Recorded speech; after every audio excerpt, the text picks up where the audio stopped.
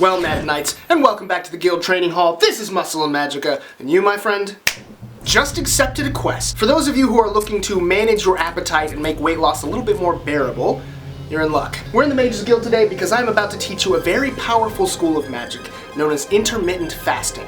Now, the first thing that you need to know about intermittent fasting is that it is not magic.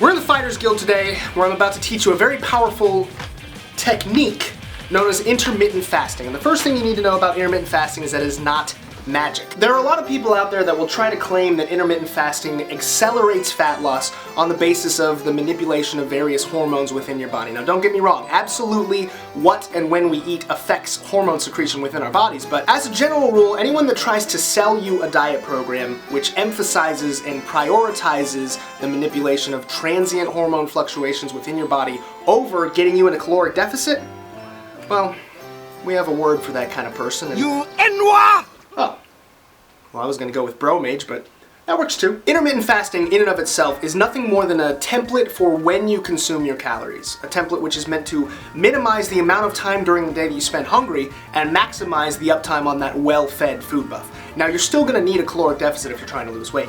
The whole point of intermittent fasting is to make that caloric deficit significantly more enjoyable and easier to sustain. Your main objective when it comes to intermittent fasting is basically just to skip breakfast, to take that first meal and push it farther back into the day. What this does is right off the bat, it begins to get your body accustomed to not eating until later in the day, which helps it to become acclimated toward not getting hungry until later in the day. Now, it's not as if hunger becomes a complete non-issue during the fasting period, but that's exactly why we have some hunger management tools, which I will get to later on in the quest. Now we get to the fun part. You see, by the time you finally get to that first meal, you are now set up to deal some serious burst damage because you have a much shorter time frame within which to consume all of those calories. This basically allows you to achieve a feeling of fullness and satiety that you might not otherwise have achieved had you gone with a more damage over time approach and spread your calories out throughout the day. This holds especially true if you are dieting or if you're just somebody who doesn't have that many calories to play with from the beginning. The other really great thing about the intermittent fasting template is that it really lends itself toward people who like to be more sociable in the evenings. Think about it this way.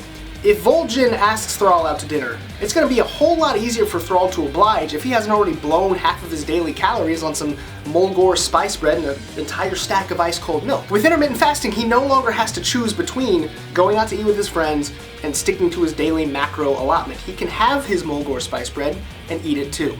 And then he can eat a whole bunch of other stuff because he was fasting all day long. Now, on top of appetite control and satiety and the social aspect, another great benefit of intermittent fasting is that many people, myself included, tend to experience this increased focus and concentration buff during the fasting period. Now, this might be a direct result of the fasting itself. I think it's at least in part a byproduct of the fact that while you're fasting, productivity is increased because you don't have to worry about food at all. I mean, physically speaking, you don't have to worry about preparing food until much later in the day. From a psychological standpoint, you're not thinking about food because you're not hungry at all.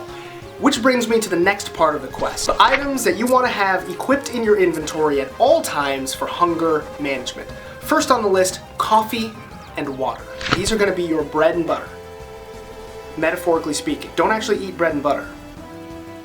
It's going to take you out of your fast. For the purposes of truly remaining completely fasted, I guess black coffee would be recommended. Personally, I cannot stand black coffee, which is weird because I used to get up and log into RuneScape and drink a Dwarven Stout to increase my mining skills every single day. That's neither here nor there. I usually have to throw in some fat-free creamer and some artificial sweetener just to stomach the stuff. That might be because I'm a basic Caucasian white woman. Am I technically no longer in a fasted state because of the creamer? Probably, but the calories are so negligible, I don't notice a difference whatsoever. Now, usually before I even get to that first cup of coffee for the day, as well as all day after, I try to make sure that I'm constantly maxing out on water intake.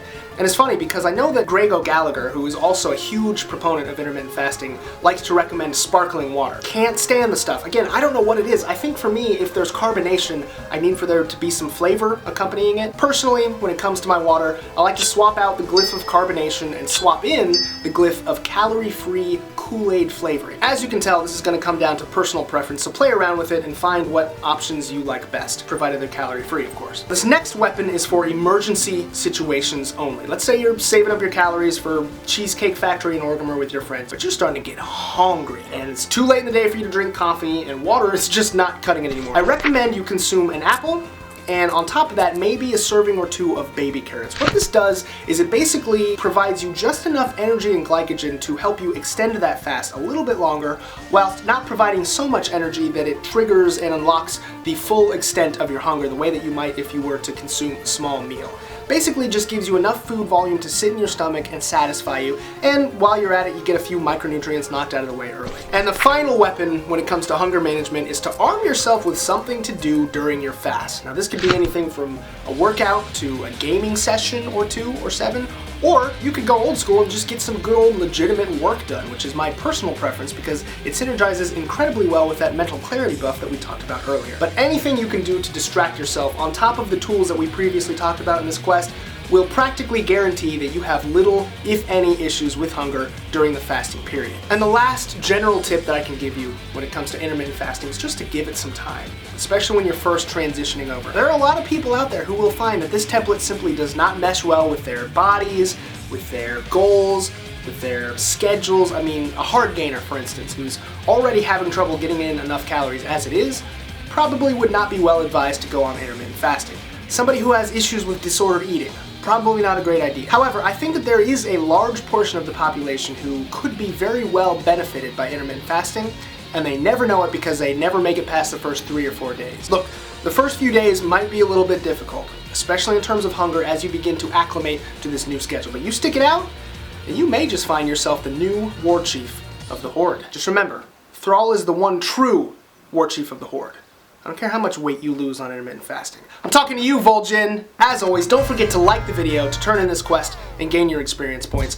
I know this was sort of a very brief and basic introductory quest when it comes to intermittent fasting, where I took a bunch of information and tips and sort of crammed them all together and threw them at you. So if you have any specific questions as far as implementation, let me know in the comments section, or better yet, join me and your fellow knights over on the Facebook page and send me a message there. And if you've yet to become a knight of our order, subscribe to the channel. Join the Order of Muscle and Magicka, where I arm you with weapons and spells with which you can fight the bro magic that is so prevalent, find your own individual experience bar, and level up your fitness and nutrition. Until next time, stay vigilant. And for those of you who made it this far, I suppose it's worth mentioning that there is a little bit of data suggesting some correlation between intermittent fasting and the ability to absorb the magical properties of the enemies that you consume. But that was in like one case with one individual, and there was absolutely no multivariate analysis performed whatsoever. I'm pretty sure that has more to do with the species of Kirby than with the fact that he was consuming large meals within shorter eating windows. Correlation versus causation, folks. I keep saying it.